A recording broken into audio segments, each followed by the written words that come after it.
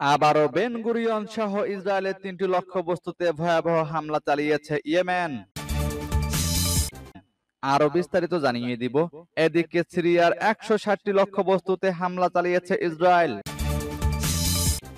এবার রাশিয়ার সঙ্গে বাণিজ্য করলে শাস্তির মুখে পড়বে চীন ও ভারত, হুঁশিয়ারি ন্যাটো মহাসচিবের। এদিকে গাজায় ইসরায়েলি হামলায় আরো ৯৪ জন ফিলিস্তিনি নিহত।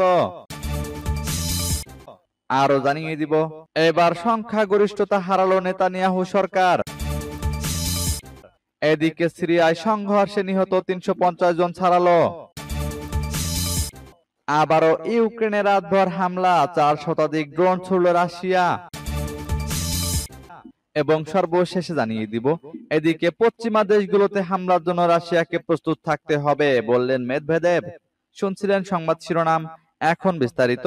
তবে তার আগে অনুরোধ থাকবে এই ভিডিওতে একটি লাইক দিন এবং কমেন্টস করে জানিয়ে দিন আপনি কোন জেলা থেকে বা কোথায় থেকে আমাদের সাথে যুক্ত রয়েছেন, এবং সংবাদের সর্বশেষ গুরুত্বপূর্ণ আপডেট পেতে চ্যানেলটি সাবস্ক্রাইব করে আমাদের সঙ্গে থাকুন। আবারও বেন গুরিয়ন সহ ইসরায়েলের ৩টি লক্ষ্যবস্তুতে ভয়াবহ হামলা চালিয়েছে ইয়েমেন। ইসরায়েলের ৩টি সংবেদনশীল লক্ষ্যবস্তুতে একটি ব্যালিস্টিক ক্ষেপণাস্ত্র এবং ৪টি ড্রোন নিক্ষেপ করেছে হুতি নিয়ন্ত্রিত ইয়েমেনের সশস্ত্র বাহিনী। বুধবার এক বিবৃতিতে এ ঘোষণা দিয়েছে হুতি যোদ্ধারা। খবর মেহের নিউজের। লক্ষ্যবস্তুগুলো হলো ইসরায়েলের সবচেয়ে গুরুত্বপূর্ণ বিমানবন্দর বেন গুরিয়ন, নেগেভ মরুভূমিতে একটি ইসরায়েলি সামরিক স্থাপনা এবং অধিকৃত ইলাতে ইসরায়েলি সরকারের একমাত্র লোহিত সাগর বন্দর। হুতির মুখপাত্র ব্রিগেডিয়ার জেনারেল ইয়াহিয়া সারি বলেন, প্রথম অভিযানে বিমানবন্দরে জুলফিকার ধরনের একটি ব্যালিস্টিক ক্ষেপণাস্ত্র নিক্ষেপ করা হয়। তিনি বলেন, এই হামলার ফলে সুনির্দিষ্টভাবে আঘাত হানা হয়, যার ফলে ইসরায়েল সরকারের লাখ লাখ অবৈধ বসতি স্থাপনাকারী আশ্রয় নিতে বাধ্য হয়। পরবর্তী অভিযানে বিমানবন্দর, সামরিক স্থাপনা এবং সমুদ্র বন্দরে ৪টি সশস্ত্র ড্রোন ব্যবহার করে হামলা চালানো হয়। তিনি আরো বলেন, গাজায় আমাদের ভাইদের বিরুদ্ধে সংঘটিত গণহত্যার প্রতিবাদে ইয়েমেন তার সামরিক অভিযান সম্প্রসারণ করতে দ্বিধা করবে না। এদিকে সিরিয়ার ১৬০টি লক্ষ্যবস্তুতে হামলা চালিয়েছে ইসরায়েল। সিরিয়ায় বড় ধরনের বিমান হামলা শুরু করেছে ইসরায়েল। গত সোমবার থেকে বুধবার সন্ধ্যা পর্যন্ত দক্ষিণ সিরিয়ার সুয়েদা এর আশেপাশের এলাকায় সরকারি বাহিনীর অবস্থান লক্ষ্য করে অন্তত ১৬০টি আঘাত হেনেছে ইসরায়েলি সেনাবাহিনী। খবর জেরুজালেম পোস্টের। এছাড়া আইডিএফ সিরিয়ার প্রতিরক্ষা মন্ত্রণালয়ে হামলা চালিয়েছে এবং দামেস্কের প্রেসিডেন্ট প্রাসাদেরও একটি অংশেও বোমাবর্ষণ করেছে। এই হামলায় কয়েক ডজন বা তারও বেশি সিরীয় সেনা নিহত হয়েছে বলে জানা গেছে। আইডিএফ সূত্র জানিয়েছে, তারা সিরিয়ার বাহিনীকে সোয়েদা থেকে সরাতে এবং সিরীয় দ্রুজদের জন্য স্বায়ত্তশাসন নিশ্চিত করতে অনির্দিষ্ট সময়ের জন্য সামরিক অভিযান চালাতে প্রস্তুত রয়েছে। এদিকে সিরিয়ার স্বাস্থ্য মন্ত্রণালয়ের বরাতে তুর্কি সংবাদ মাধ্যম আনাদুলু এজেন্সি জানিয়েছে, বুধবার সিরিয়ার রাজধানী দামেস্কে ইসরায়েলি বিমান হামলায় কমপক্ষে ৩ জন নিহত এবং ৩৪ জন আহত হয়েছে। সিরিয়ার রাষ্ট্রীয় সংবাদ সংস্থা সানা জানিয়েছে, ইসরায়েলি যুদ্ধ বিমান জেনারেল স্টাফ কমপ্লেক্স এবং প্রেসিডেন্ট প্রাসাদ কাসর আল শাবে হামলা চালিয়েছে। এবার রাশিয়ার সঙ্গে বাণিজ্য করলে শাস্তির মুখে পড়বে চীন ও ভারত, হুঁশিয়ারি ন্যাটো মহাসচিবের। একদিন আগে মার্কিন প্রেসিডেন্ট ডোনাল্ড ট্রাম্প বলেছিলেন, রাশিয়া ৫০ দিনের মধ্যে ইউক্রেন যুদ্ধ না থামালে তাদের উপর ১০০% শুল্ক আরোপ করা হবে। পাশাপাশি রাশিয়ার সঙ্গে বাণিজ্য চালানো দেশগুলোর উপর চাপানো হবে সেকেন্ডারি ট্যারিফ বা আনুষঙ্গিক শুল্ক। ২৪ ঘন্টা কাটতে না কাটতেই এবার একই ধরনের হুমকির কথা শোনালেন যুক্তরাষ্ট্রের নেতৃত্বাধীন সামরিক জোট ন্যাটোর মহাসচিব মার্কো রুবিও। রাশিয়ার সহযোগী দেশ হিসেবে এক্ষেত্রে তিনি সরাসরি উল্লেখ করেছেন ভারত, ব্রাজিল ও চীনের নাম। মার্কো রুত্তেও বলেছেন, রাশিয়ার সঙ্গে বাণিজ্য চালিয়ে গেলেও এই ৩ দেশকেও কঠোর শাস্তির মুখে পড়তে হবে, জারি করা হবে সেকেন্ডারি ট্যারিফ। মার্কিন সিনেটরদের সঙ্গে বৈঠকের পর মার্কো রুত্তে এই হুঁশিয়ারি দেন।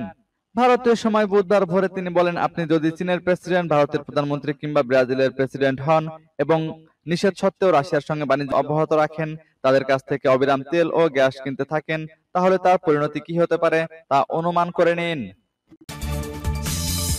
এদিকে গাজায় ইসরায়েলি হামলায় আরো ৯৪ জন ফিলিস্তিনি নিহত।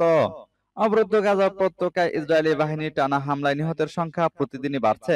মঙ্গলবারের হামলায় নতুন করে আরো অন্তত 94 জন ফিলিস্তিনি প্রাণ হারিয়েছেন। আহত হয়েছেন 252 জনের বেশি।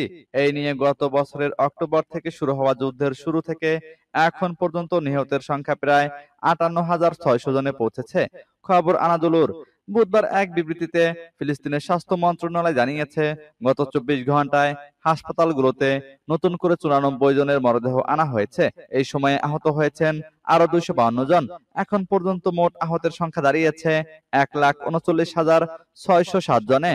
স্বাস্থ্য মন্ত্রণালয় আরো জানিয়েছে, অনেক মরদেহ এখনো ধ্বংসস্তূপের নিচে চাপা পড়ে আছে কিংবা রাস্তায় পড়ে রয়েছে, যাদের উদ্ধারে পৌঁছাতে পারছেন না উদ্ধারকর্মীরা। যুদ্ধকালীন মানবিক বিপর্যয়ের কারণে এই মৃতদেহগুলো গুনেও রাখা সম্ভব হচ্ছে না।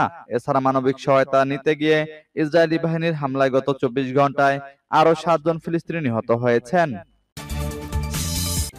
এবার সংখ্যাগরিষ্ঠতা হারালো নেতানিয়াহুর সরকার। ইসরায়েলের প্রধানমন্ত্রী বেনিয়ামিন নেতানিয়াহু সরকারের গুরুত্বপূর্ণ জোট সঙ্গী অতি অর্থোডক্স ইহুদি দল শাস পার্টি সরকার থেকে পদত্যাগ করেছে। এতে করে ইসরায়েলি সংসদ নেসেটে সংখ্যাগরিষ্ঠতা হারিয়েছেন নেতানিয়াহু। খবর আল জাজিরার। বুধবার শাস পার্টি জানিয়েছে, ইহুদি শিক্ষার্থীদের সেনাবাহিনীতে বাধ্যতামূলকভাবে কাজ করার আইনের দীর্ঘ দ্বন্দ্বের জেরে সরকার থেকে পদত্যাগ করেছে তারা। চলতি সপ্তাহের শুরুতেই আরেকটি অতি অর্থোডক্স দল জোট সরকার থেকে পদত্যাগ করে। ফলে এখন নেতানিয়াহু কার্যত একটি সংখ্যালঘু সরকার পরিচালনা করতে যাচ্ছেন, যা তার প্রশাসনের জন্য বড় চ্যালেঞ্জ হয়ে দাঁড়াতে পারে।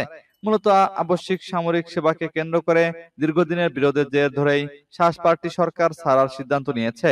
ইসরায়েলের সকল নাগরিকের জন্য বাধ্যতামূলক সামরিক সেবার নিয়ম থাকলেও দীর্ঘদিন ধরে অতি অর্থোডক্স সম্প্রদায় এর বিরোধিতা করে আসছে। তারা ধর্মীয় শিক্ষা ও জীবনযাপনের কারণে সামরিক সেবা থেকে অব্যাহতি দাবি করে। এদিকে সিরিয়ায় সংঘর্ষে নিহত 350 জন ছাড়ালো। সিরিয়া দক্ষিণের সুবাইদা প্রদেশে গত রোববার থেকে শুরু হওয়া সংঘর্ষে নিহতের সংখ্যা এ পর্যন্ত 350 জন ছাড়িয়েছে।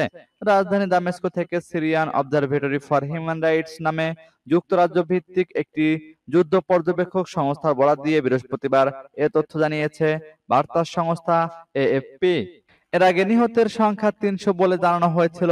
সংস্থাটি জানিয়েছে, রোববার থেকে শুরু হওয়া সংঘর্ষে এখন পর্যন্ত দ্রুজ সম্প্রদায়ের 79 জন সশস্ত্র ব্যক্তি এবং 55 জন সাধারণ মানুষ নিহত হয়েছেন। এদের মধ্যে 27 জনকে সরাসরি গুলি করে হত্যা করেছে দেশটির প্রতিরক্ষা ও স্বরাষ্ট্র মন্ত্রণালয়ের সদস্যরা।